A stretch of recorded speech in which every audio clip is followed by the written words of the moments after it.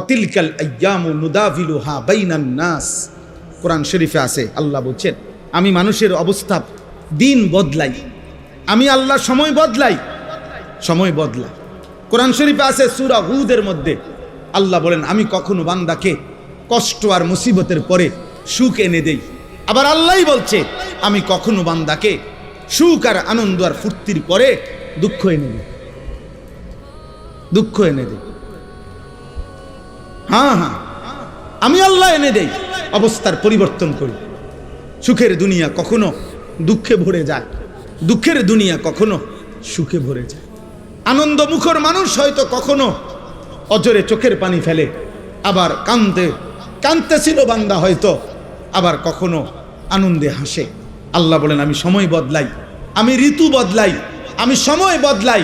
একবার রাত আনি আবার দিন আনি, একবার আলো আনি আবার অন্ধকার আনি, একবার রোদ আনি আবার বৃষ্টি আনি, একবার সকাল বানাই আবার বিকেল বানাই, একবার দুপুর বানাই আবার রাত্রি বানাই। ঠিক তেমনি ভাবে প্রতি মুহূর্তে যেহেতু আমি আমার এই পৃথিবীতে অবস্থার পরিবর্তন করছি, তাহলে ইমানদার মনে রেখো, ঘাবড়ায়ও না। ইমানের বিজয়, কালেমার বিজয়, ইসলামের বিজয়, আল্লাহর দ্বীনের সম্মান, ওলামা, দ্বীনওয়ালা, কোরআনওয়ালা, সেজদাওয়ালাদের সম্মানের দিনও খুব কাছায় গেছে ইনশাআল্লাহ। তোমরা গুনাহ ছাড়ো, অসভ্যতার সীমা ছাড়ায় যাচ্ছ তোমরা। 24 ঘন্টায় যাদের এক ওয়াক্ত নামাজ পড়তে মন চায় না, নাফরমান সন্তান, মনে রাখিস সীমা ছাড়ায় যাচ্ছ।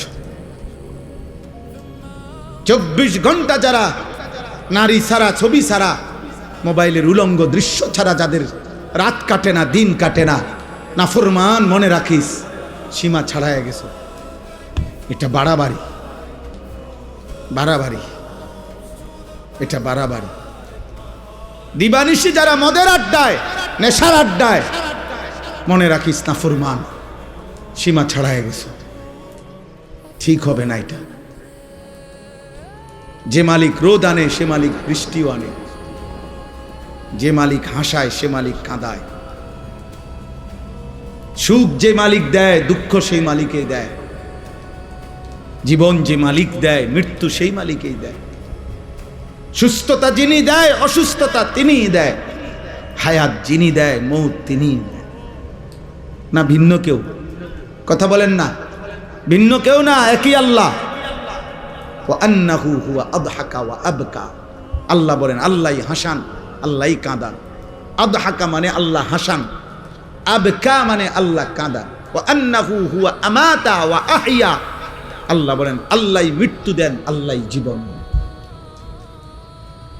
আল্লাহই জীবন দেন, আল্লাহই রাত আনেন, আল্লাহই দিন আনেন, আল্লাহই আনেন। প্রতি সেকেন্ড আল্লাহই বদলান, প্রতি মুহূর্ত সময়ের প্রত্যেকটা সেকেন্ড বদলায় কে? কথা বলেন না, কে বদলায়? রাত, এই যে এখন রাত, কে আনলেন? আগামীকালকের ভোর আনবে একমাত্র কে? হ্যাঁ, তিনি যদি রাত ধরে রাখে কারো ক্ষমতা নাই আলো আনবে, তিনি যদি আলো ধরে রাখে কারো ক্ষমতা নাই অন্ধকার আনবে। বলো ভাই, আফসুসের বিষয়, আফসুসের বিষয়। আব্বা এশার নামাজের টাইম হইছে, এই সময়ও যে ছেলেগুলো এখানে দাঁড়াইয়াছিল, এমন অসভ্য বেয়াদব কেমনে হইল আব্বা? মুসলমানের ঘরে এত বড় বেয়াদব সন্তান কেমনে হইল? বাবার অপমান তুমি, মায়ের অপমান। নামাজ চলতেছিল, এখন ওয়াজ শুনতে আসছো। কি ওয়াজ শুনবো আব্বা? ওয়াজ মানে তো ফুটবল খেলা না, ওয়াজ মানে তো নাটক আর সিনেমা না, ওয়াজ মানে তো আখিরাতের কথা, ওয়াজ মানে তো নামাজের কথা, ওয়াজ মানে তো কবরের কথা, ওয়াজ মানে তো নসিহত, ওয়াজ মানে তো গুনাহ ছাড়ার কথা, ওয়াজ মানে তো তাকওয়ার কথা, আল্লাহকে ভয় করার কথা। আল্লাহ আমাদেরকে বুঝ দান করে, আল্লাহ আমাদেরকে ফিকির দান করে। তোমরা একটা একটা ছেলের কাছে আমানত, কেউ একজনই বুঝো, কিন্তু এটা মনে রেখো, গুনাহ ইজ্জত দেয় না। নারী, ছবি, মদ, জুয়া, জিনা, ব্যভিচার ঈমান থেকে বিচ্ছিন্ন করে দেয়। আমি হাদিস বলি, আল্লাহ নবী সাল্লাল্লাহু আলাইহি ওয়াসাল্লাম বলেন, যে ব্যক্তি জিনা করে নারীর সাথে কোনো হারাম কাজ করে, খোদার কসম এই এক পাপ। আর হলো অশারিবাল খামরা, যে নেশা করে, মদ খায়, গাঁজা খায়, বাবা খায়, ফুট্টা খায়, পেন্সিডিল খায়, ইয়াবা খায়, এমন নিকৃষ্ট নাফরমান, খোদার কসম আল্লাহর নবী বলছে বেবিচারী আর নেশাখোর এই দুই নাফরমানের কলজাত থেকে ওই পাপ অবস্থায় আল্লাহ তাআলা ঈমান খুলে রাখা দেন। এই কোরআন ধরে বলল, এই কোরআন হাতে ধরে বলল, আল্লাহ তার কলিজার হৃদয় থেকে ঈমান বের করে ফেলে। আল্লাহ বলে নেশাখোর ঈমানটা দিয়ে যা, যা আমার ঈমান আমি রেখে দিলাম, এবারে বেঈমান যা তুই যা।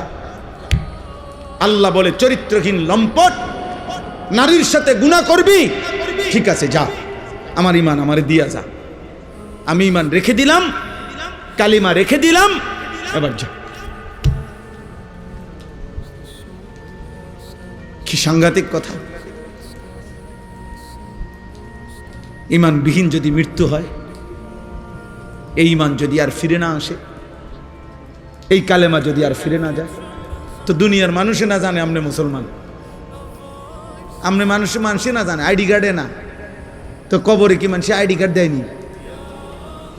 ভোটার আইডি কার্ড কবরে দেয়নি কেউ, জন্ম নিবন্ধন সনদ দিয়ে কোনো কবরে দরকার আসেনি।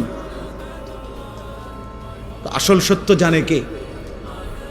আসল হাকিকত জানে কে? আল্লাহ। এজন্য কোরআনুল কারীমে আল্লাহ বলছে, বান্দা কোরবানি তো করছো সবাই, কিন্তু আসমানে পৌঁছছে কোনটা সেটা তো আমি আল্লাহ তাআলা বলে দিয়েছি। ওয়ালাকিন ইয়ানালুহুত তাকওয়া মিনকুম, তাকওয়া গুনাহমুক্ত জীবন। কোরবানির প্রত্যেকটা শুরু থেকে শেষ পর্যন্ত গুনাহমুক্ত জিন্দেগি যার, গুনাহমুক্ত তাকওয়া, আসমানে পৌঁছবে কেবল তা, বাকিগুলো জমিনের কোরবানি জমিনেই থাকে। কোরবানি তো করছিল হাবিল, কোরবানি তো করছে কাবিল। পৃথিবীর আশ্চর্য গুরুত্বপূর্ণ কথা হলো, সর্বপ্রথম এই পৃথিবীতে দুইটা কোরবানি হয়েছে মাত্র, প্রথম দিন হাবিল আর কাবিল, কোরবানি হয়েছে মাত্র দুইটা, প্রথম দিন সর্বপ্রথম। সেই প্রথম দিনের দুইটা কোরবানির মধ্যেই আল্লাহ বলছে কোরআনে, ফাতুকুব্বিলা মিন আহাদিহিমা ওয়া লাম ইউতাকাব্বাল মিনাল আখার। একটা কোরবানি কবুল হলো, একটা কোরবানি কবুল হলো না। তাহলে মাত্র কোরবানি হয়েছে দুইটা, ওইখানেই আল্লাহ একটা বাদ করে দিছে, সেই প্রথম দিনে একটা ফেলে দিছে। আল্লাহ বলছে কবুল হয় নাই একটা, তো সেখানেই আল্লাহ বলে দিছে ইন্নামা ইয়াতাকাব্বালুল্লাহু মিনাল মুত্তাকিন। শোনো বান্দা, কিয়ামত পর্যন্ত কেউ কোরবানি কবুল হবে তার তাকওয়া থাকবে। যা কোরবানি কবুল হবে কার বলেন? বলেন না সবাই, বলেন কার? তাকওয়া থাকবে। তাকওয়া মানে গুনাহমুক্ত জীবন। তাকওয়া মানে কি বলেন? গুনাহমুক্ত জীবন। গুনাহমুক্ত জীবন, গুনাহমুক্ত। কি কি গুনাহমুক্ত? এক নাম্বার সম্পদ গুনাহমুক্ত।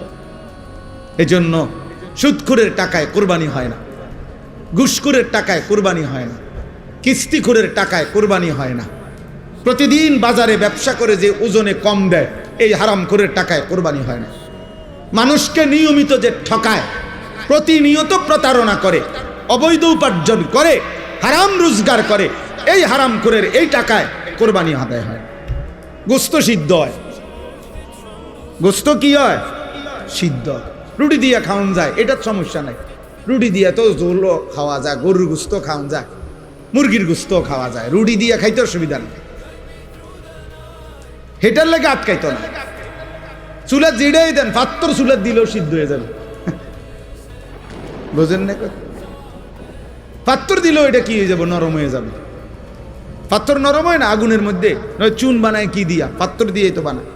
আমি নিজ চোখে দেখছি, সুনামগঞ্জ ছাতক চুনের ফ্যাক্টরি, এরম বড় বড় পাথর, এগুলোই ভাঙ্গা ভাঙ্গা, এগুলোই কি হয়? চুন বানায়। পাথর এই আগুনের মধ্যে গলে গলে নরম হয়, এগুলোর মধ্যে মেডিসিন কেমিক্যাল দেয়, তো এরপরে চুন হয়। এই জন্য মূলত যে চুন খায় সে পাথরে খায়। হ্যাঁ হ্যাঁ, আমা সত্য কথা এটা, আপনি জিজ্ঞাসা করেন নাই। তাইলে সিদ্ধ হবে, রুটি দিয়া খাওয়া যাবে আব্বা, কিন্তু গুনাহমুক্ত না হলে আসমানে যাবে না। ইন্নামা ইয়াতাকাব্বালুল্লাহু মিনাল মুত্তাকিন, নিশ্চয়ই আল্লাহ কোরবানি কবুল করবে তার, তাকওয়া থাকবে যার।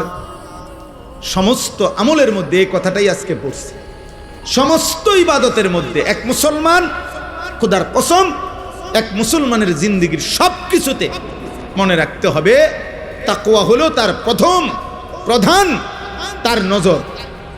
আমি মুসলমান, আমার ওযু, গোসল, নামাজ, রোজা, হজ, যাকাত, ঈদ, কোরবানি, জিকির, তেলাওয়াত, দান, সাদাকা, আমার ঘর, আমার সংসার, আমার বউ, আমার ছেলে মেয়ে, আমার বাজার, আমার ব্যবসা, আমার প্রবাস জীবন, আমার দেশের জীবন, আমার চাকরি, আমার রাজনীতি, আমার সংসার, যা করছি মুসলমান যদি পরিচয় থাকে তাকে খেয়াল রাখতে হবে গুনাহ যেন না হয়, গুনাহ যেন না হয়, গুনাহ যেন না হয়, গুনাহ যেন না। তাকওয়া, এরই নাম তাকওয়া। তাকওয়া শুধু কুরবানিতে না, তাকওয়া নামাজেও, তাকওয়া রোজাতেও, তাকওয়া হজ্জেও, তাকওয়া জিকিরেও, তাকওয়া তেলাওয়াতেও, তাকওয়া কোরআনুল কারীমের তেলাওয়াতেও, তাকওয়া দান সাদকাতেও, তাকওয়া রাজনীতিতেও, তাকওয়া সংসারেও, তাকওয়া স্বামী স্ত্রীর মেলামেশাতেও, তাকওয়া ছেলেপেলের ক্ষেত্রেও, তাকওয়া উপার্জনের সব ক্ষেত্রে, সর্বত্র। যুবক বলো, কিশোর বলো, নারী বলো, পুরুষ বলো, আমি হুজুর, আপনারা পাবলিক বলেন আর হুজুর বলেন, অলি বলেন আর মুরিদ বলেন, যাই বলেন, মুসলমান মাত্রই জরুরি তাকওয়া, তাকওয়া, তাকওয়া। গুনাহমুক্ত থাকা, আমিও আপনিও, আমিও কি হুজুরও, পাবলিকও, বক্তাও শ্রোতাও, ছোট বড় সবাই গুনাহমুক্ত থাকা। প্রিয় ভাই আমার, মুসলমানের সন্তান, তোমাদেরকে অনুরোধ করছি, গুনায় ভরা এই জিন্দেগি কোনো জীবন না, এটা কোনো জীবন না রে আব্বা। নারী, ছবি, মদ, জুয়া, চুরি, ডাকাতি, জিনা, ব্যভিচার, গান, বাদ্য, অশ্লীলতা, সুদ, ঘুষ, কিস্তি, হারাম রোজগার, এটা কোনো মুসলমানের জীবন না। এই জীবন হাইওয়ানের জীবন, এই জীবন পশুর জীবন, এই জীবন চতুষ্পদ জন্তুর জীবন। হ্যাঁ, রাগ করলো এটাই কথা, অভিমান করলো এটাই কথা, এটাই সত্য। আল্লাহ কোরআনুল কারীমের মধ্যে বলছে, যে মানুষের অন্তর আমি আল্লাহকে নিয়ে ভাবে না, যে মানুষের কান আমি আল্লাহর কথা শুনে না, যে মানুষের চোখ আমার আয়াত দেখে না, খোদার কসম আল্লাহ বলছে উলাইকা কাল আনআম, এই মানুষগুলো জানোয়ারের মতো। কিসের মতো বলেন না? আল্লাহ কোরআনে বলছে। আপনি কার সাথে রাগ করবেন? আজকে আমি হাদিস পড়ছি বিকালবেলা বাসায়, আশ্চর্য কথা শুনেন। একটা ছোট্ট বিষয়, আপনি এটারে আপনার কাছে মনে হবে একটা ছোট্ট বিষয়। নামাজি ব্যক্তির সামনে যে সূত্রা দেয়, এটা বুঝেননি আপনারা? মানে নামাজি ব্যক্তির সামনে দিয়ে যাতে কেউ না যায়, কথা বুঝছেন কিনা? এই সামনে একটা ছোট কাঠি কিছু একটা দেয় না মানুষ, এই সূত্রা, এই যে এটাকে কয় সূত্রা কয় আরবিতে। মানে নামাজি ব্যক্তির সামনে কমপক্ষে সেজদার জায়গাটুকু পার করে একটা কিছু থাকা, যাতে করে এই নামাজির এই সামনে কোনো মুসলমান যাতে কি না যায়। তো নবীজি বলছেন, যদি কোনো ব্যক্তি জানতো যে নামাজি ব্যক্তির সামনে দিয়ে অতিক্রম করা কি পরিমাণ গুনাহ, যদি এটা বুঝতো, তাইলে প্রয়োজনে 40 বছর টানা দাঁড়াইয়া থাকে। এক হাদিস। আরেক হাদিসে আবু হুরায়রার হাদিস হলো যে নবীজি বলছেন, তাহলে সে প্রয়োজনে মিআতু আমিন, 100 বছর হইল দাঁড়াইয়া থাকতো, তবু অতিক্রম করতো না। এটা হলো একটা কথা। হাদিসের দ্বিতীয় অংশ আরো মারাত্মক। এই সামান্য এই বিষয়টা যে নামাজি ব্যক্তির সামনে দিয়ে যেন অতিক্রম না করে, নবীজি বলেন, তোমাদের নামাজের সামনে যদি কেউ অতিক্রম করতে চায়, তোমরা তাকে হাত দিয়ে প্রয়োজনে বাধা দাও। যদি বাধা না মানে, তাহলে তুমি তোমার শক্তি প্রয়োগ করো, মানে হাত জোর করে ধরে রাখো, যেন কোনোভাবে তোমার হাত ধাক্কাইয়া সে যাইতে না পারে। নবীজি বলেন, এরপরে শব্দ ফাইন্নামা হুয়া শাইতানুন শাইতানুন। খোদার কসম নবী বলে, এর সামনে দিয়ে যে লোকটা চলে যাইতেছে নিশ্চয়ই সে শয়তান। কারে বলছে? এ মানুষ এটারে বলছে, বলছে এটা শয়তান। কত ছোট্ট বিষয়, বিষয়টা সামান্য কিনা, কিন্তু নবীজি বলছে এটা শয়তান। নামাজি ব্যক্তির সামনে দিয়ে গেল কেন? তাইলে যে রাসূল সাল্লাল্লাহু আলাইহি সাল্লাম নামাজি ব্যক্তির সামনে অতিক্রমকারী ব্যক্তিটাকে, আর কোনো পাপ নাই, শুধু বেড়া দিয়ে গেছে, আর এই কথা বোঝেন নাই? হ্যাঁ, কি চুরি করছে এনে, এরে নবীজি বলছে এটা শয়তান। এখন বাকি নাফরমান যারা নাফরমানি করছে তাদের পরিচয় কি?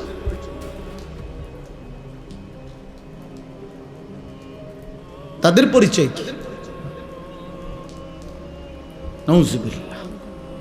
দোস্ত আমার, বন্ধু আমার, ছেলেরা আমার, কেউ হয়তো তোমারে ধরতেছে না, কেউ হয়তো তোমারে ছুঁইতেছে না, কেউ হয়তো তোমারে ফেরাইবার মতো সাহস করছে না, ফলে তুমি যা ইচ্ছা তাই করে নষ্ট হয়ে যাচ্ছ।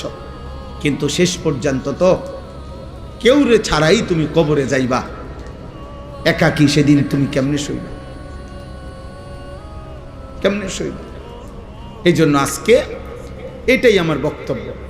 আমি কোরআনুল কারীমের যে আয়াতটা পড়ছি, সূরা আলে ইমরানের 4 নম্বর পারা 3 নম্বর সূরা 102 নম্বর আয়াত, আল্লাহ তাআলা বলছেন, হে ঈমানদারগণ, ইত্তাকুল্লাহা হাক্কা তুকাতিহ, তোমার সবটুকু সাধ্য দিয়ে, তোমার সবটুকু সামর্থ্য দিয়ে ঈমানদার মুমিন আল্লাহকে ভয় করো, তাকওয়া অবলম্বন করো, গুনাহ থেকে বাঁচো, গুনাহ থেকে বাঁচো, গুনাহ থেকে বাঁচো, গুনাহ থেকে বাঁচো। সবটুকু সামর্থ্য দিয়ে তুমি যুদ্ধ করো, তুমি প্রাণপণ লড়াই করো, তুমি সর্বোচ্চ হিম্মত করো যে আল্লাহ, আমি বেঁচে থাকতে জেনে বুঝে আমি আপনার নাফরমানি করব। আল্লাহ বলছে, বান্দা এটা তোমার কাছে আমার চাওয়া, কারণ তুমি মুমিন। ইয়া আইয়ুহাল্লাযীনা আমানু, তুমি মুসলমান। তুমি হিন্দু হইলে আমি বলতাম না, তুমি ইহুদির বাচ্চা হইলে তোমার আমি বলতাম না, তুমি খ্রিস্টান হইলে আমি বলতাম না, তুমি বৌদ্ধ হইলে আমি বলতাম না, তুমি যদি বলতা তুমি মুরতাদ, নাস্তিক, বেঈমান, আল্লাহ বলে তাইলে আমি তোমারে বলতাম না। কিন্তু তুমি বলছো তুমি মুসলমান, এই জন্য তোমাকে বলছি।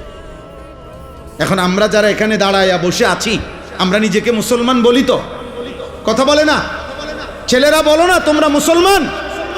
সবাই বলো তো। তোমাদেরকে আল্লাহ বলছে, ইত্তাকুল্লাহা হাক্কা তুকাতিহ, ভয় করো। আল্লাহকে ভয় করা মানেই হলো গুনাহ ছেড়ে দাও। আল্লাহকে ভয় করার প্রথম তর্জমা গুনাহ বর্জন। এই জন্যই তো বলছে আল্লাহ, যদি গুনাহই ছাড়তে না পারো বান্দা, আমার ঈমান আমারে দিয়া দাও, লাগবে না, যা। তোমার মতো 2-4 জন নষ্ট মানুষ ঈমানদার না হইলেও আমার আখিরাতে অসুবিধা হবে না, আমার জান্নাতেও লোকের ঘাটতি হবে না। এই জন্য নবীজি বলছে যে মদখোরের কলিজার থেকে, নেশাখোরের কলিজার থেকে আল্লাহ ঈমান রাইখা দেয়, যে দিয়া যায়। জিনা ব্যভিচার করে যে নারীর সাথে, হারাম প্রেম, হারাম সম্পর্ক, অশ্লীলতা যে করে, আল্লাহ তার হৃদয় থেকে ঈমান রেখে দেয়, যা আমার ঈমান আমার দিয়া যা, যা যা বেঈমান, এবার যা বাইর। আল্লাহ নবী, আল্লাহ কোরআনে বলছেন, হে সুদখোর, আমি আল্লাহর সাথে সুদ খাচ্ছ, ঠিক আছে খাও, শুধু মনে রেখো আমি আল্লাহর সাথে যুদ্ধের ঘোষণা শুনে নাও, তোর লগে আমি যুদ্ধ করব, দেখি তুই আমার সাথে যুদ্ধ কইরা তোর অভাব কেমনে মিটাস। আমি আল্লাহ, আমি থাকতে তোর আমি দেখব। খোদার কসম, এটা কোরআনের আয়াত। আল্লাহ সুদখোরকে ডাইরেক্ট বলছে, তোর লগে আমি যুদ্ধ করলাম, যুদ্ধের ঘোষণা দিলাম, আমি তোর অভাব দূর করব না, চাই তোর কোন আব্বা তোর অভাব দূর করে আমি দেখব, তোর কোন বাফে আছে। এই জন্য পৃথিবীর একটা সুদখোর আজ পর্যন্ত সুখের কোনো দাবি করতে পারে নাই। লোনের পর লোন নিতেছে, টাকা টাকার পর টাকা নিতেছে, একটা পর্যায়ে দেউলিয়া হইয়া, একটা পর্যায়ে দেউলিয়া। কালকে রাত্রে, গতকালকে রাত্রে, আহা, একজনের কথা আমারে বলতেছে, একজন শুনাইছে, দোয়া চাইছে যে হুজুর লোন নিতে নিতে, সুদ নিতে নিতে 400 কোটি টাকা নিছে, নিয়ে একসাথে বড় বড় প্রকল্প 6টা কোটি কোটি টাকা খরচ করে এক একটাতে ব্যয় করে সাজাইছে। এখন যারা টাকা নিছে দিছে উনারে, সবাই একসাথে টাকা খুঁজতেছে। এখন সে সুদের টাকা সুদ করবে নাকি বেচা কিনা কইরা টাকা উঠাবে, পুঁজি আনবো না লাভ আনবো, কোনো কিছু নাই। একেবারে কসম শুনাইতেছে যে শেষ পর্যন্ত এখন দেউলিয়া হইয়া বাড়ি ছাড়া। আর এই গত 3-4 মাস আগে স্ত্রী, ওই লোক বলতেছে আমার কাছে চোখের পানি ফেলার মতো, বলতেছে হুজুর উনি ওনার স্ত্রীর পায়ে ধরে রয়েছে, বউয়ের পাও ধরে রয়েছে ওই কোটি কোটি টাকার মালিক, যে তুমি আমারে ছেড়ে যাইও না, আমার এখন আর কিচ্ছু নাই। বেটি বলে না, তোর কাছে যেহেতু কিছুই না, সম্পদ কিচ্ছু নাই, আমি তোর মতো ফকিরের কাছে থাকবো না, কয়ে বউ চলে গেছে। আহা, দুনিয়া তারে আজ কোথায় নিয়ে গেছে, হারাম তাকে আজ কোথায় নিয়ে গেছে। আজ ঘর হারা, স্ত্রী হারা, মানুষের সাথে সম্পর্ক হারা। এই জন্য গুনাহ ইজ্জত দেয় না আব্বা, আজ না হোক কাল লজ্জিত করে। এটাই আমার শেষ কথা। আমি অনুরোধ করলাম, গুনাহ ইজ্জত দেয় না, গুনাহ সম্মান দেয় না।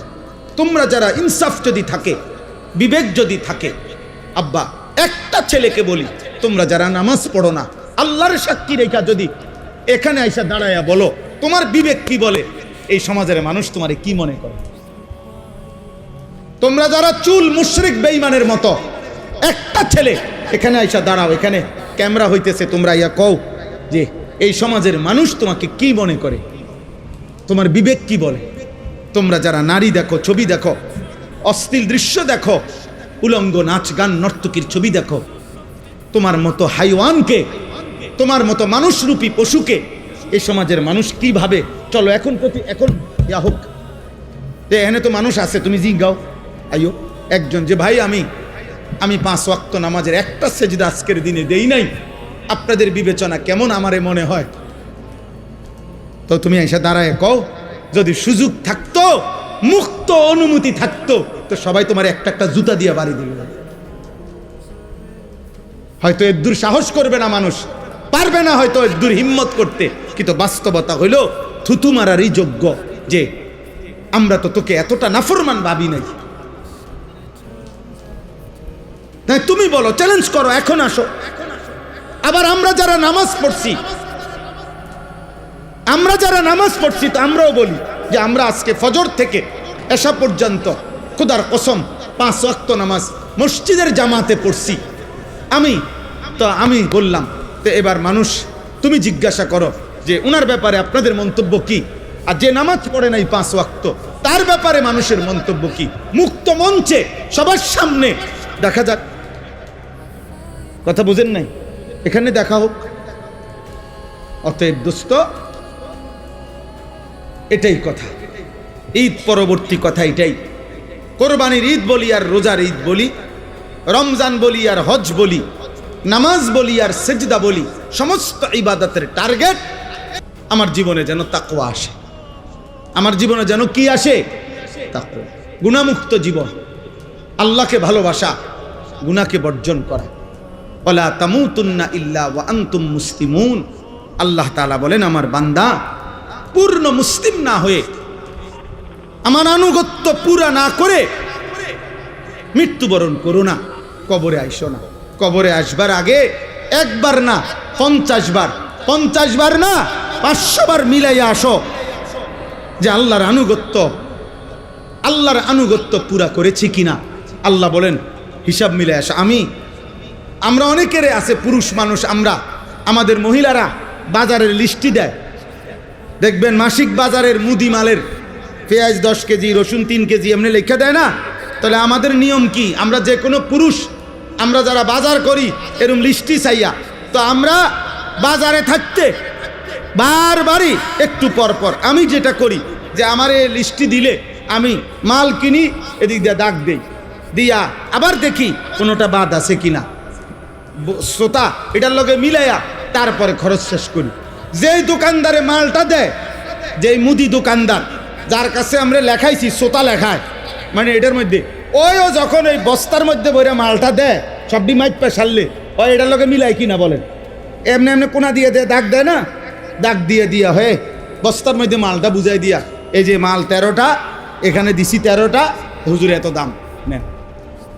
তাহলে আল্লাহ তাআলা বলেন ওয়ালা তামুতুন্না ইল্লা ওয়া আনতুম মুসলিমুন, আমার বান্দা, আমার আনুগত্য, আমার ইবাদত, আমার হুকুম দুনিয়ায় থাকতে মরার আগে মিলাইয়া আইসো, মিলাইয়া ডাক দিয়ে দিয়া মিলাইয়া আইসো, মিলাইয়া কবরে আইসো, নাই তো 1 সেকেন্ডে কবরে টিকতে পারতাম।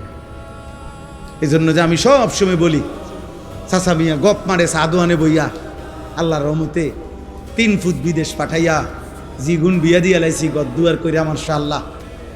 এখন আল্লাহর রহমতে আপনার দোয়ায় আর কোনো টেনশন নাই, ওনার মূল্য কোনো দুঃখ নাই, না আপনি মরেন আল্লাহর রহমতে, আপনি খুব দ্রুত সময় মরিয়া যান চাচা, আপনি মরিয়া না দেখবেন দুঃখ কাকে বলে। হ্যাঁ, কবর বুঝি বিদেশের হিসাবে, কথা বলে না, কবর বুঝি বিল্ডিংয়ের হিসাবে, তো এটি কি কইলেন আপনি, এগুলো কি শুনাইলেন মানুষের? আখেরাতের কথা কি কি দিয়ে বুঝাইলেন? বিল্ডিং দিয়া। নাউজুবিল্লাহ। আল্লাহ আমাদেরকে হেফাজত করেন, আল্লাহ আমাদের সবাইকে কবুল করেন। আজকের এই আলগি নওজওয়ান, এই ছোট্ট ছোট্ট কিশোর ছেলেগুলো যারা এই মাহফিলটা সাজিয়েছে, আল্লাহ আমাদের সবাইকে কবুল করে নেন। আল্লাহ পাক তাদেরকে উত্তম বিনিময় দান করেন। ছেলেরা মদের আড্ডা, জুয়ার আড্ডা, নারীর আড্ডা, জিনার আড্ডা, বেবিচারের আড্ডা ছেড়ে দেওয়া, জীবনটা সুন্দর করো, জীবনটা সুন্দর করো। আল্লাহ আমাদের সবাইকে কবুল করে নেন। ওমর রাদিয়াল্লাহু তাআলা আনহু মাঝখান দিয়ে শুধু একটা কাজ করছে, প্রথম থেকে উনার আচরণটা ছিল উগ্র। উনি তরবারি হাতে নিয়ে বলছে মক্কার কুরাইশদেরকে যে মুহাম্মদকে আমি এক্ষণ কল্লা নিয়ে আসতেছি, তোমরা কাবাগরের সামনে গিয়ে দাঁড়াও, আমি আসতেছি। প্রতিমধ্যে শুনছে ওমরের বোন আর বোন জামাই কালেমা গ্রহণ করছে। এবার আরো উত্তেজিত হয়ে ওনাদের ঘরে গিয়ে ওনাদেরকে আচ্ছা মতো মারছে, মেরে রক্তাক্ত করে ফেলছে ওমরের বোন জামাই এবং বোনকে। ওমরের বোন জামাই বিখ্যাত সাহাবী ছিলেন, হযরত সাঈদ ইবনে যায়েদ, যাকে মারছে। বেহেশতের সুসংবাদ প্রাপ্ত আশারায়ে মুবাশশারা যে 10 জন সাহাবী, এর মধ্যে একজন হলো এই ওমরের এই বোন জামাই। অনেক বড় সাহাবী, মুস্তাজাবুদ দাওয়া বলা হতো ওনাকে। এই সাহাবী ব্যাপারে প্রসিদ্ধ ছিল যে ইনি যা আল্লাহর কাছে চাইতেন আল্লাহ তাই কবুল করতেন। এই উনি এবং ওনার বোনের নাম ছিল ফাতেমা। ভাই তোমরা ওইখানে কি বুঝে বসছো ভাইয়া? এটা তো এমন না যে খেলার মাঠ, তোমরা গ্যালারিতে বসছো। বিষয়টা কি আসলে? মুসলমানের সাথে বসতে লজ্জা কিসের? মাটিতে বসার মধ্যে সবচেয়ে বেশি আনন্দ, কারণ মাটির মানুষ মাটিতে বসার মধ্যেই তৃপ্তি, মাটিতে বসার মধ্যেই আমাদের মূল তৃপ্তি, মাটির সাথে সম্পৃক্ততা, এটা আমাদের আসলের সাথে মূলের সাথে সম্পৃক্ততা। মিনহা খালাকনাকুম ওয়া ফিহা নুঈদুকুম ওয়া মিনহা নুখরিজুকুম তারাতান উখরা। আল্লাহ তাআলা তো এটাই শিখাইছে, এই মাটি থেকেই তোমাদেরকে সৃষ্টি করেছি, এই মাটিতেই আবার তোমাদেরকে কবরে ফিরিয়ে আনবো, এই মাটি থেকেই আবার একদিন তোমাদেরকে আমি হাসরের ময়দানে উঠাবো। কাজে তুমি চাইলেও বান্দা মাটির থেকে সম্পর্ক তুমি নিজেকে বিচ্ছিন্ন করতে পারো। বিল্ডিং তোমার 80 তলা হোক, মাটিতেই ফিরতে হবে। বিল্ডিং তোমার রাজপ্রাসাদ হোক, একদিন তোমাকে কোথায় ফিরতে হবে? মাটিতেই ফিরতে। ফিহা নুঈদুকুম, এই মাটিতেই তোমাকে ফেরত নিয়ে আসবে। এজন্য মাটির সাথে সম্পৃক্ততা, এটা তো আমাদের মূলের সাথে সম্পৃক্ততা। এই জন্য মাটিতে বসার মধ্যে কোনো লজ্জাও নাই, সংকোচও নাই। এবং কারণ এটাই আমাদের মূল বাস্তবতা। একদিন আমাকে লম্বা সময়ের জন্য এই মাটিতেই শুয়ে থাকতে হবে। তাহলে বলতেছিলাম যে আল্লাহর কথা যদি মনোযোগ দিই, ও ওমরের কথা বলতেছিলাম, বোন এবং বোন জামাইকেও এবার আচ্ছাতরে মারছে। কেন? কালেমা গ্রহণ করল। তাহলে অপরাধের উপরে অপরাধ, পাপের উপরে আরো পাপ। একে তো তরবারি হাতে রওনা দিয়েছে, নবী সাল্লাল্লাহু আলাইহি সাল্লামকে হত্যা করবে, এটা যে কল্পনা করছে, এটাও তো কত বড় পাপ, কত বড় গুনাহ। আবার এই কালেমা গ্রহণ করার অপরাধে বোন আর বোন জামাইকে আচ্ছাতরে রক্তাক্ত করে ফেলছে। কিন্তু ওমর একটা কাজ করে ফেলছে, অল্প একটু কাজ। সেটা হলো যখন রাগ থামছে, মারতে মারতে বল ফিরে গেছে, তখন ওমর রাদিয়াল্লাহু তাআলা আনহু ওনার বোনকে, বোন জামাইকে বলছে একটা কথা, যে তোমরা কি পড়তেছিলা সে শোনাও।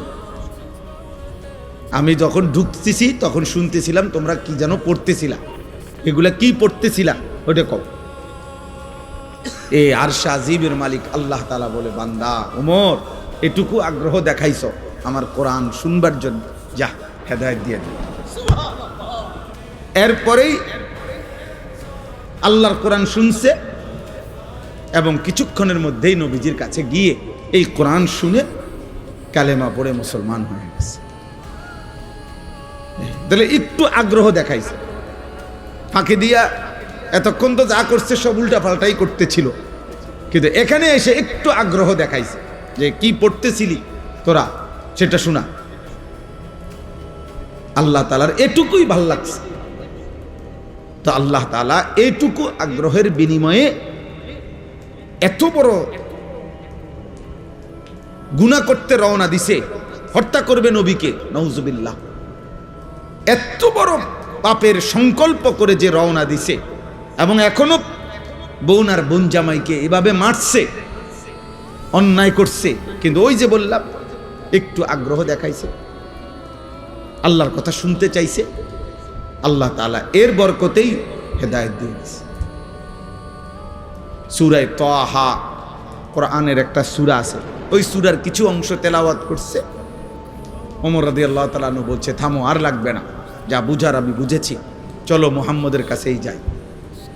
তো বোন আর বোন জামাই বলছে, কেন যাইবা? বলছে, আর গর্দান নিতে না, এবার আমার গর্দানই মুহাম্মদের কদমে দিয়ে। তে এরপরে কালেমা পড়ে মুসলমান হয়েছে। কোরআনুল কারীমের মধ্যে সূরা হুদের মধ্যে আছে, মক্কার কাফেররা নবীজিকে বলতো, মুহাম্মদ তুমি যে আমাদেরকে কালেমার দাওয়াত দিচ্ছ, আমরা মেনে নিতাম যদি তোমার কাছে বিপুল পরিমাণ অর্থ ভাণ্ডার থাকতো, বিপুল পরিমাণ টাকা পয়সা ধন ভাণ্ডার যদি থাকতো, তাইলে আমরা তোমাকে গ্রহণ করতাম। কারণ তখন তো একটা লাভের সম্ভাবনা আছিল, যে তোমার দলভুক্ত হইলে অনেক কিছু টাকা পয়সা, খাদ্য খাবার বরাদ্দ পাওয়া যাবে। মানুষ নেতার পিছে ঘুরে উপাস থাকার জন্য, ঠিক না? নেতার পিছনে ঘুরে কেন? উপাস থাকার জন্য। খাওয়া, চুরি, যত রকমের ডাইন বাম নয় ছয় পাওয়া যায়, এই সমস্ত ভোগ করার জন্য। এটাই পিছনে পিছনে ঘুরার মাকসাদ। ইল্লা মাশাআল্লাহ, হ্যাঁ, যদি কেউ ভিন্ন থাকে, থাকতেই পারে, লাখের মধ্যে, হাজারের মধ্যে, কোটির মধ্যে ভিন্ন কেউ উত্তম, সব জায়গায় সব ক্ষেত্রেই আছে, ছিল, থাকবে। তো এরাও বলতে লাগলো যে তোমার দলভুক্ত হইতাম, তবে যদি তোমার কাছে ধনভাণ্ডার থাকত। কিন্তু তোমার তো তেমন কিছু নাই, মক্কায় তো আমরা চিনি তোমারে, তোমার বাপও নাই, মাও নাই, তুমি যে এই চাচা আবু তালেবের ঘরে লালিত পালিত হও, উনিও দুর্বল মানুষ আর্থিকভাবে, তাহলে কি বুঝছে তোমারে অনুসরণ করব। 2 নাম্বার, মক্কার কাফেররা বলতো দ্বিতীয়ত আমরা তোমাকে অনুসরণ করতাম যদি দেখতাম তোমার সাথে আল্লাহর পক্ষ থেকে সরাসরি ফেরেশতা তোমার সাথে থাইকা মুখামুখি আম করে বলতেছে যে হ্যাঁ আল্লাহর নবী আমি ফেরেশতা বলতেছি। এরকমও যদি আমরা ডাইরেক্ট দেখতাম ফেরেশতা বলতেছে তোমার পক্ষে, তাইলেও অনুসরণ করতাম। কিন্তু এইটাও তো দেখি না, সম্পদও নাই, আবার কোনো ফেরেশতাও তোমার সাথে নাই, দেখি না আমরা, তো আমরা কি বুঝে তোমার অনুসরণ করতাম? কোরআনুল কারীমের মধ্যে আছে আল্লাহ তাআলা নবীকে বলছে, বন্ধু এমন কথার পরেও আপনি সামান্যতম ঘাবড়াবেন না, আপনি অস্থির হইয়েন না, বরং আপনি মনে রাখবেন শুধু ইন্নামা আনতা মুনদির, আপনি হচ্ছেন আল্লাহর দিকে ভয় প্রদর্শনকারী। আপনি ইন্নামা আনতা নাযীর, আপনি ভয় প্রদর্শনকারী। আপনার দায়িত্ব জাহান্নামের ভয় দেখানো, আপনার দায়িত্ব কবরের ভয় দেখানো, আপনার দায়িত্ব আখিরাতের ভয় দেখানো, আপনার দায়িত্ব আল্লাহর ভয় দেখানো। এটা আপনার জিম্মাদারি, আপনার দায়িত্ব আপনি শতভাগ গুরুত্ব দিয়ে আদায় করেন। এবার পরিবর্তন হইল কয়জন, হইল না কয়জন, বদলাইলো কয়জন, বদলাইলো না কয়জন, এর কোনোটা আপনার জিম্মাদারি না, সেটা আমি আল্লাহর ফয়সালা, ওইটা আমি দেখব, ওইটা আমি দেখব। তাইলে আল্লাহ তাআলাই এই নিজাম বলে দিয়েছেন যে নিয়ম হলো এটাই, আল্লাহর কথা বলতে থাকা, আমার দায়িত্ব বলতে থাকা। পরিবর্তন হবে কে, হবে না, বদলাবে কয়জন, বদলাবে না কয়জন, খোদার কসম বাবা, এটা আল্লাহর ফয়সালা। এই জন্যই যে তোমরা যারা নামাজ পড়ো না, তোমরা যারা গুনার মধ্যে লিপ্ত আছো ছেলেরা, তোমাদের কারো পরিবর্তনই আমার হাতে না, আব্দুল কাদের জিলানীর হাতেও না, কারো হাতে না, এমনকি খুদ নবী সাল্লাল্লাহু আলাইহি সাল্লামের হাতেও কারো পরিবর্তন ছিল না। সমস্ত সিদ্ধান্ত একক একজনই, শুধু আল্লাহর হাতে।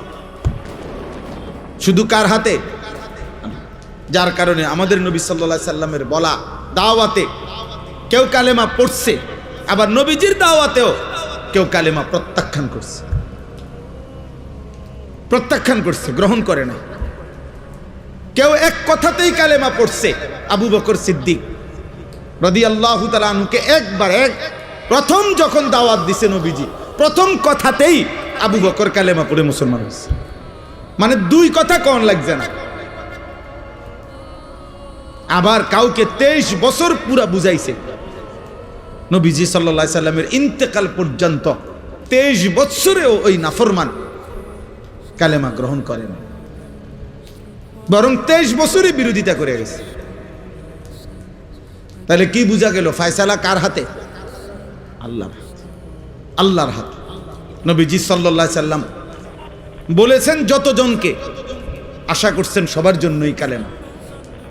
নবীজি একজন উম্মত কালেমা ছাড়া থাকুক, নবীজি সাল্লাল্লাহু আলাইহি সাল্লাম এক সেকেন্ডের জন্য এটা চায় নাই।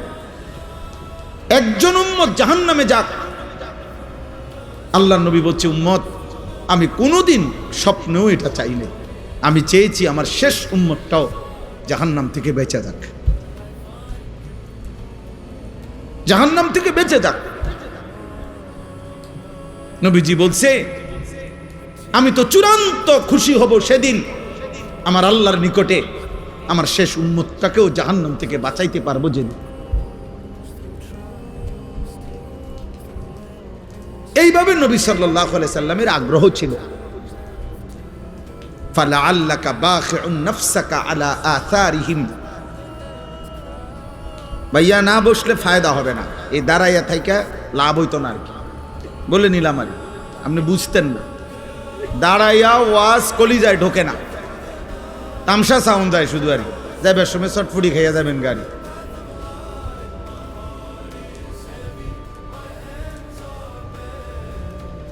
অল্প শুনেন, এই তো ওয়াজ শেষ, এরপরে আর বয়ান করবে না কেউ, তাইলে তার মানে আধা ঘন্টা 40 মিনিট সর্বোচ্চ, এরপরে আমি এমনি শেষ করে দেবো ইনশাআল্লাহ। অতএব তোমরা ছেলেদেরকেও বলি, বাবা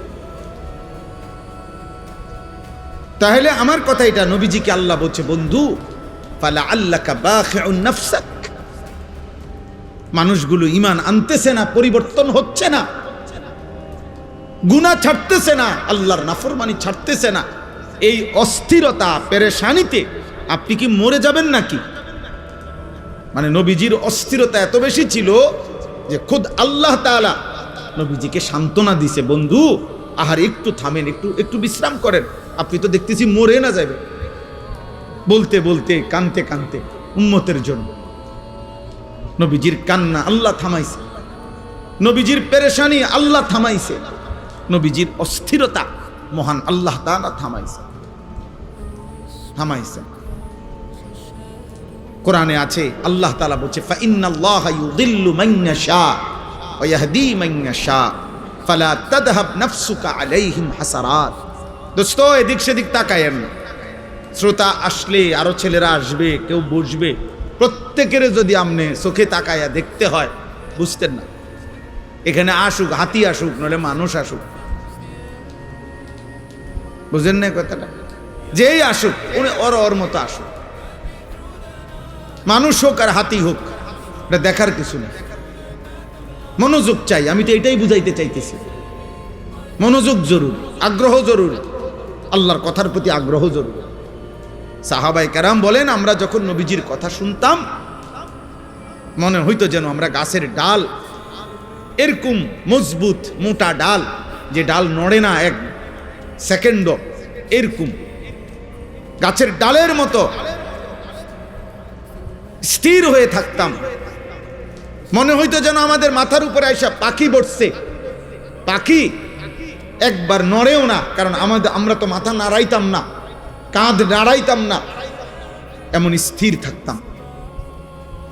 সাহাবী বলছে আমরা মনে হইতো যেন নবীজির সামনে এভাবে বসতাম, কখনো কখনো বয়ান শুনতে যে মনে হইতো যেন আমাদের মাথাটা কাইটা আলগা করে রাখছে, কারণ শরীরের সাথে থাকলে না মাথা নাড়াইতো, মাথাই যেন ভিন্ন, অর্থাৎ এত স্থির। এভাবে বর্ণনা করছে ওনারা। এই প্রচন্ড পরিমাণ আগ্রহ, এর কারণে আল্লাহ তাআলা ওনাদের জিন্দেগি পরিবর্তন করছেন এবং ওনাদের দ্বারাই আল্লাহ তাআলা বিশ্বময় ইসলামের খেদমত নিয়েছেন।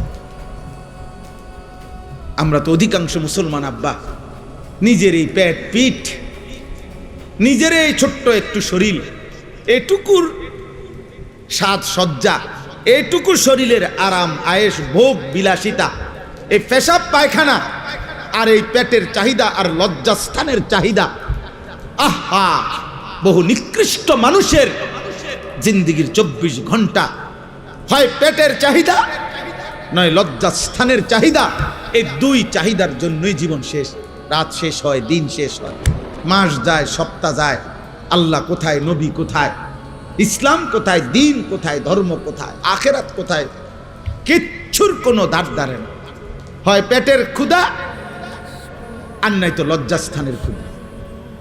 এই হাইওয়ান মনে করছে আর 10টা চতুষ্পদ জন্তু জানোয়ারের মতো আমার জীবনও এটাই,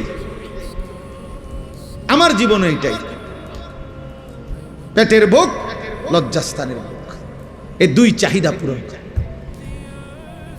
দিনভর হয়তো খায় নয়তো মোবাইল টিপে, খাইলে পেট ভরে আর মোবাইল দেখলে লজ্জা, নারীর চাহিদা, লজ্জাস্থানের চাহিদার জন্য অশ্লীল ছবি, উলঙ্গ দৃশ্য, জিনা ব্যভিচারের দৃশ্য, এই দেখে।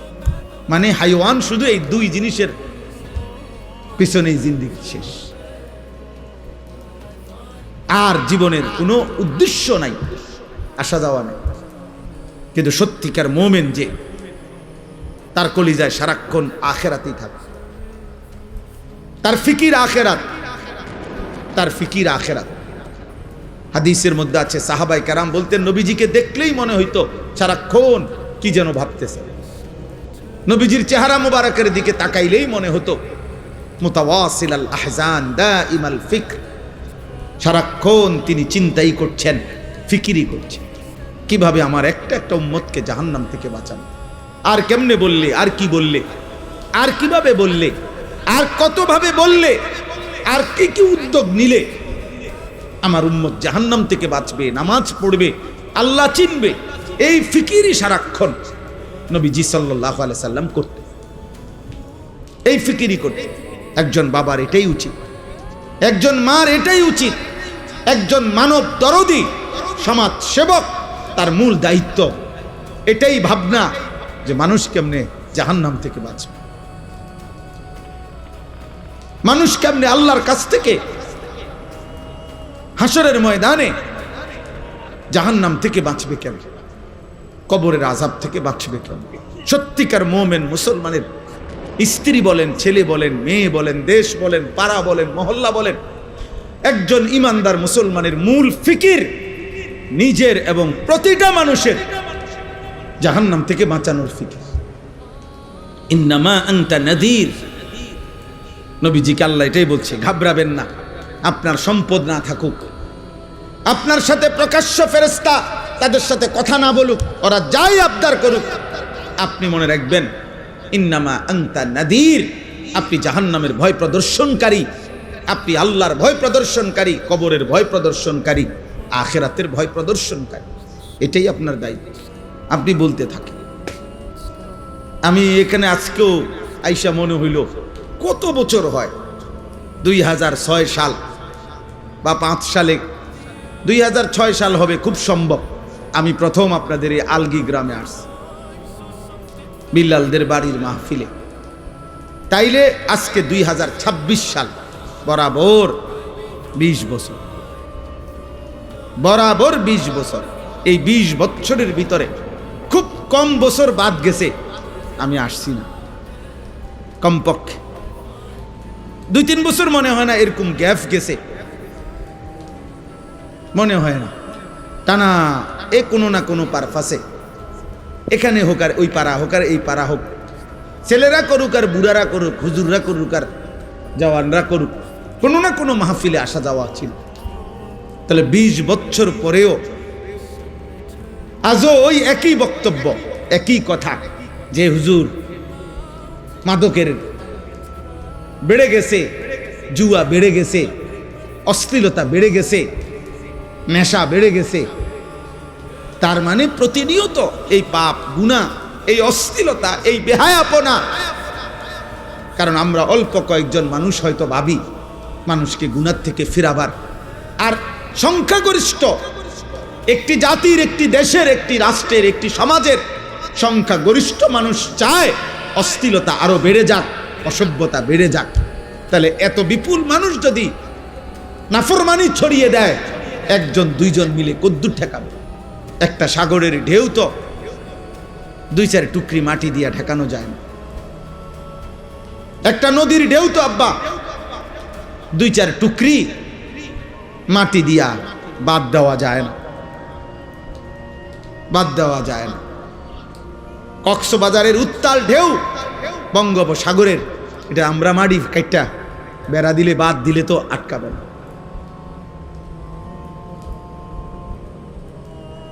এই জন্য আমি ছেলেদেরকে বলছি, এখন ওই রুমের মধ্যে বসে বলছি যে আব্বা, তোমার সমাজ, তোমাদের গ্রাম, তোমরাই ভাবতে হবে। আমি আরেক জায়গার থেকে আসছি, আরেক জায়গার থেকে এসে আবার চলে যাব, কিন্তু যার যার সমাজ, যার যার বাবা মা, যার যার সমাজের অভিভাবক, ওনাদেরই দায়িত্ব ওনাদের সমাজের সন্তানদেরকে আল্লাহর দিকে ফিরানো।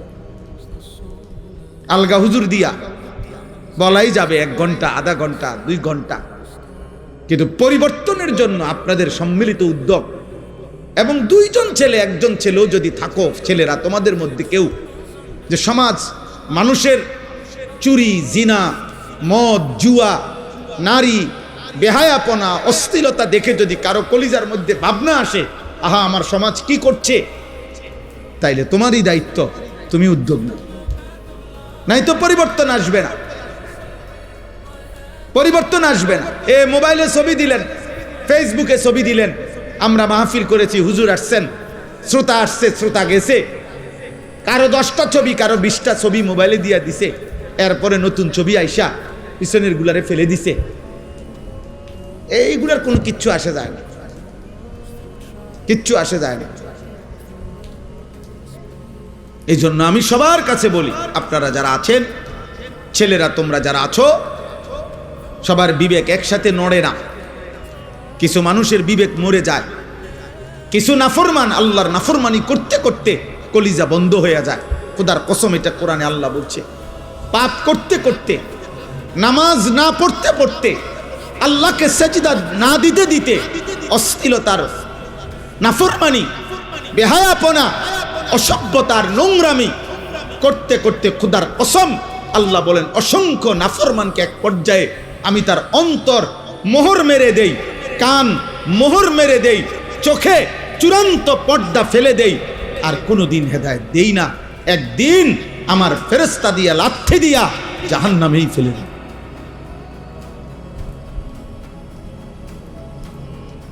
হ্যাঁ,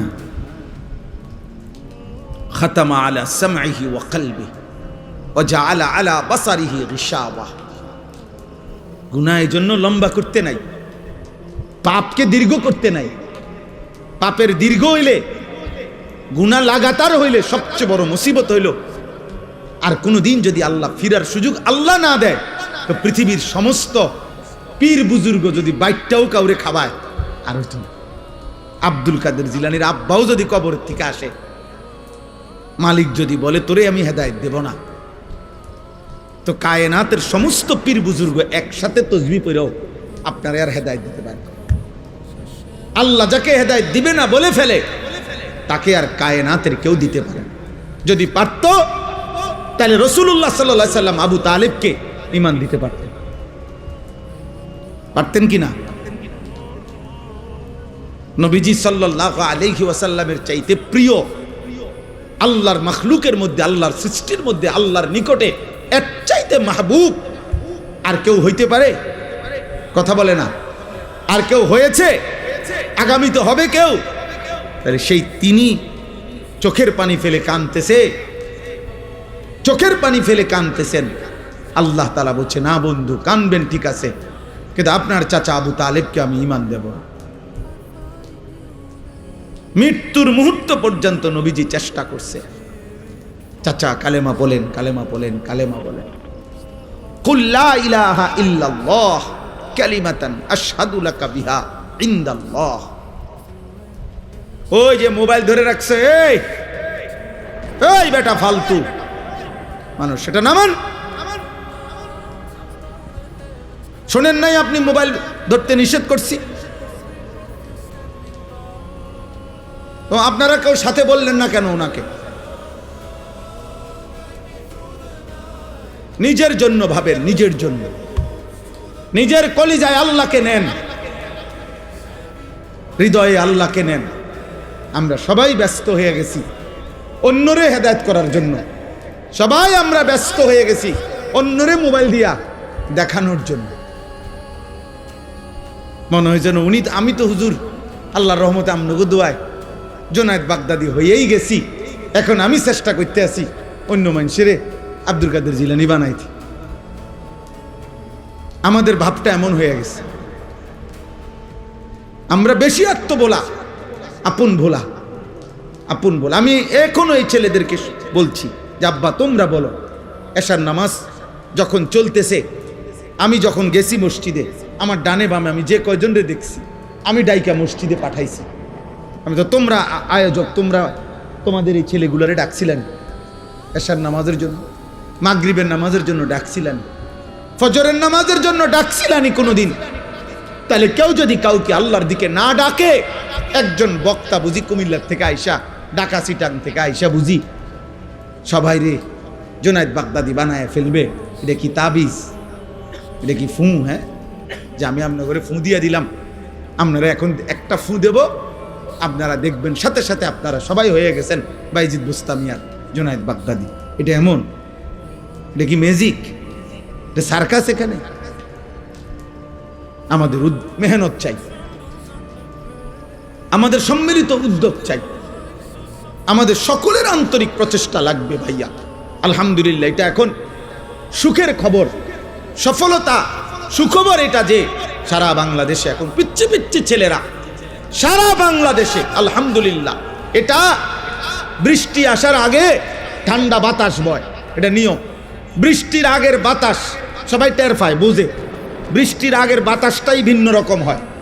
বাতাসটা এত ঠান্ডা যে বাতাসিটা গায়ে লাগলেই মানুষ বুঝে বৃষ্টি আসতেছে। ঠিক তেমনি ভাবে সারা বাংলাদেশে তো আমরা আলহামদুলিল্লাহ দৌড়াই। আমরা দেখি এখন ক্লাস 6-এ পড়ে, 7-এ পড়ে, 8-এ পড়ে এমন ছোট ছোট বাচ্চারাও আল্লাহর কোরআনের মাহফিল, দ্বীনি মাহফিল, এরকম নওজোয়ানরা, ছোট ছোট কিশোর বাচ্চারা মাহফিলের আয়োজন, দ্বীনি মজমার আয়োজন করতেছে। ইনশাআল্লাহ এটা বোঝা যায় যে ঠান্ডা বাতাস বইতেছে, আগামী দিনে ইসলামের পতাকা পৃথিবীময় উড়বে ইনশাআল্লাহ। দেখি সমাজ উল্লেখযোগ্য পরিবর্তন হবে। আমি বললাম একদিন পৃথিবীতে ইসলামের যখন চূড়ান্ত বিজয় ছিল, তখন দুষ্ট চরিত্রের মানুষকে মানুষ অবজ্ঞার দৃষ্টিতে দেখত।